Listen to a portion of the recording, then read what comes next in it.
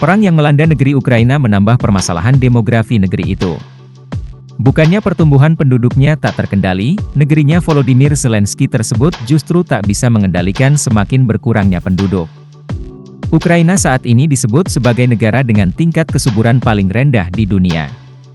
Tingkat kesuburan total di Ukraina jumlah rata-rata bayi per wanita usia subur, saat ini adalah 0,7 atau terendah di dunia.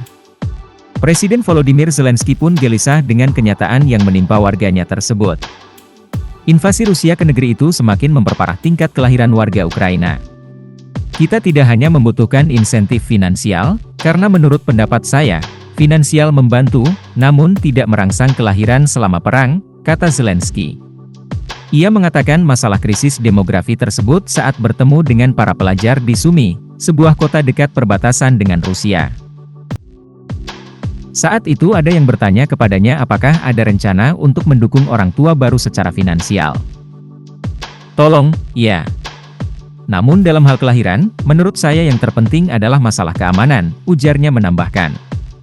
Zelensky menambahkan, pemerintah harus menempatkan tempat perlindungan serangan udara di sekolah-sekolah dan taman kanak-kanak. Angkatan bersenjata juga mesti mendapatkan teknologi terbaru dalam hal pertahanan udara dari mitra asing, memproduksinya di dalam negeri. Namun Zelensky berpendapat bahwa akan terjadi baby boom setelah konflik berakhir. Jutaan warga Ukraina yang meninggalkan negaranya kembali dari luar negeri yakin akan hari esok dan masa depan Ukraina yang lebih baik, ujarnya. Media Ukraina, Strana menyebutkan, dalam 26 tahun ke depan, populasi Ukraina mungkin berkurang menjadi 25,2 juta turun dari 52 juta pada tahun 1991. Kementerian Kebijakan Sosial melaporkan itu dengan mengacu pada data dari Institut Demografi.